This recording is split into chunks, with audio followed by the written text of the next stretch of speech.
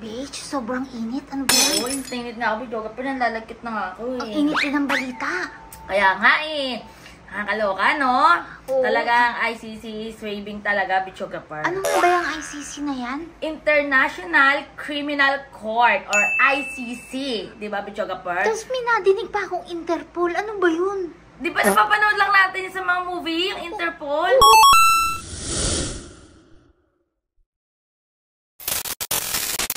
Nadinig mo rin yung Interpol? Oo, naririnig ko nga lang sa mga movies na pinapanood natin eh. Totoo ba yun? Pero yan pala yung International Police. Tama, Totoo Bijoga yan? Par? Pero, Totoo yan? syempre, today is the very, very happy day. Sa lahat ng mga bagong pasok sa channel, please don't forget to click the subscribe button, tiny bell, para lagi kayo updated sa lahat ng mga palang sinasawsawa namin ni Bijoga Par. Apaka-init talaga, pero mas iinit ang araw nyo pag napanood nyo to. Pagka naglabas ka mo sa Interpol, pwede kang pumasok na rito.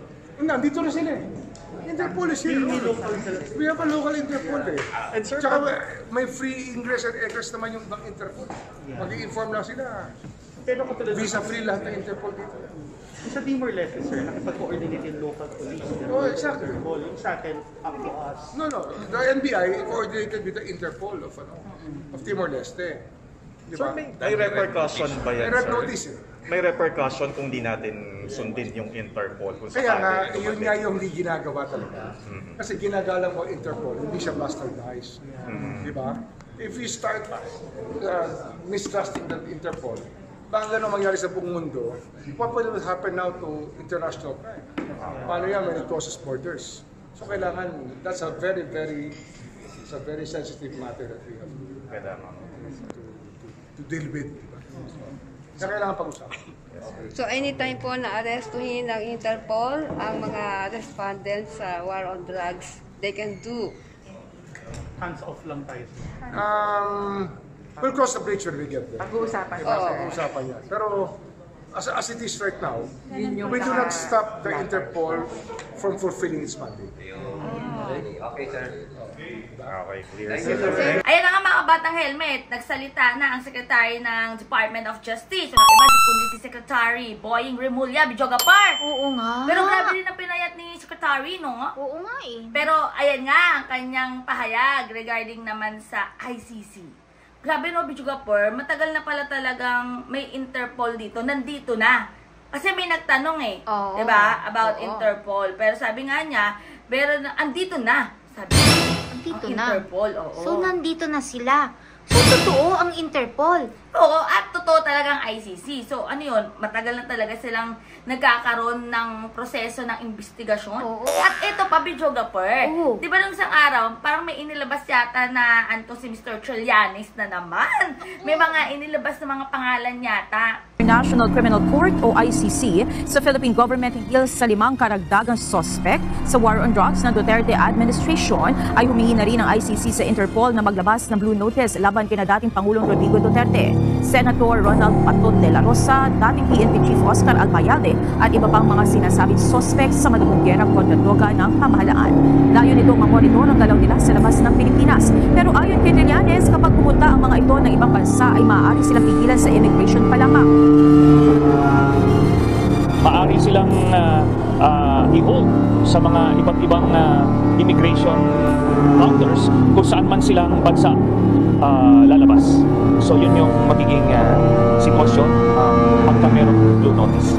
Oo nga eh. About dun sa, ano ba yan, iimbestigahan. So, parang number 1 dun si Mr. Bato de la Rosa. Pero sabi nga nitong si Mr. Robin Padilla naman daw, pag daw hinulit itong si Mr. Bato, kasama daw siya. Eh, di sumama siya. Kasi supportan daw talaga niya. Suportahan niya. Kung huhulihin nila si Bato, isama nyo na ako. Dahil isa ako sa sumuporta kay Pangulong Rodrigo Roa Duterte dyan sa drug war. Kung walang iwanan nga eh. Sasamahan ko sila kung saan sila. Total, sanay naman tayo sa kulungan, sa abroad pa. Masarap pagkain dun. Yung ibinabato sa atin ng ICC, nakaka-insulto to. Hindi ito dapat tanggapin nating mga Pilipino na magaan nito. Parang sinasabi nito na tayo ay mga engot. Tayong mga Pilipino engot dahil hindi natin alam na yung gobyerno natin hindi tumatakbo ng tama. Pangalawa, yung mga nasa gobyerno natin, isa't kalahating engot din. Yeah, mahirap naman yun. Wag naman ganun. Oo, wag naman nilang, kung pukulan lang ng pagkaengot, baka mas engot sila. Grabe ang pagsuporta, no? Mga kabatang helmet. Oo, ganun ang pagsuporta. Hanggang dulo talaga. Saka sinabi naman niya, sanay naman daw siya na sa mga kulungan, di ba? O di ba? Sabi pa nga daw, masarap nga daw sa ibang bansa na kulungan. Grabe naman talaga. Proud siya. Ay, naalala pa niyang kumain. Ay baka nga masarap yung pagkain doon. Pero ayan nga, Video Gapper, tinawag-tawag pang engot ng mga Pilipino. Huwag na po kami idamay sa engot. Kung gusto nyo po maging engot, sarili ninyo na lang po. Pero ayan nga, Video Gapper. Nakailang engot siya. Ay, Diyos ko. Parang ayoko nga mapanood yan pero kailangan panoorin Pero ito, Video Gapper, si Sen Leila, umattend din pala sa hearing sa Kongreso about dyan sa EJK, no? Good afternoon, Chairperson Benvenido Abante Jr. and honorable members of the House Committee on Human Rights. Thank you for inviting me in these proceedings. Good afternoon also to my fellow resource persons. I'd like to begin by saying that there is no doubt in my mind that former President Rodrigo Duterte is the mastermind, as he was the instigator and inducer of the drug war killings. The drug war was implemented as an official Duterte program of government when he assumed office as president. This is undeniable, since Oplan Double Barrel is a well-documented official PNP operation plan. The consequent extrajudicial killings were also intentionally and deliberately carried out as part and parcel of Oplan Double Barrel upon Duterte's orders as president and chief executive from 2016 to 2022. These killings constitute a systematic attack on civilians and considered as a crime against humanity under international humanitarian law. For his crimes against humanity, both as Davao City mayor and Philippine president, Duterte should be prosecuted and convicted by the International Criminal Court and spend the remainder of his life in prison.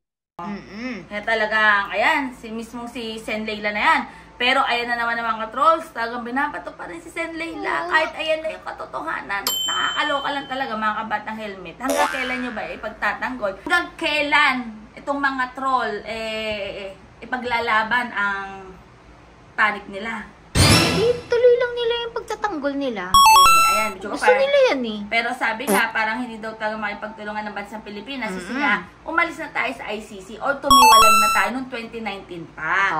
Pero, parang hindi nila pipigilan. Hayaan lang nila kung ano yung prosesong ginagawa ng ICC, di ba? Oo, pero wala silang magagawa kapag Interpol na ang gumalaw. So, parang mga napapanood natin sa mga movies, which of course, ang dami pa rin natin abangan ng mga major issues na nangyayari sa bansang Pilipinas. Siyempre, kay Pastor Kibbs, kay Alice Goo, kay Mr. Harry Roque, Robert Badi, The Pogo, ayan pa yung ICC, yung EJK. Nakakaloka, no? Pati yung pagtaas ng presyo ng mga bilihin, no? Yung paglobo ng presyo. Hindi pa rin natatapos yan dahil patuloy pa rin ng pagtaas. Plus, ito pang PhilHealth na to, may issue din. Kaya nakakaloka talaga mga bata helmet. Kailan ba tayo makakarinig ng balitang napakaganda at maganda-ganda, diba? Kailan kaya darating yung panahon na yon? Basta, stay happy, stay healthy, and stay safe pa rin tayo as always. Yes, Video Gapper? Aabangan ko yung Interpol. Interpol, no? Parang, may pinapanood kasi ko Kaya nga ay pangatipong ano ba yan? Insurgent ba yan? Mga gwapo kaya sila. Pak na pak. Kaya abangan natin yan. Basta sabi ko kami sa bahay, nag-helmet din ang book nyo. It keeps getting better every day. God bless everyone. Bye!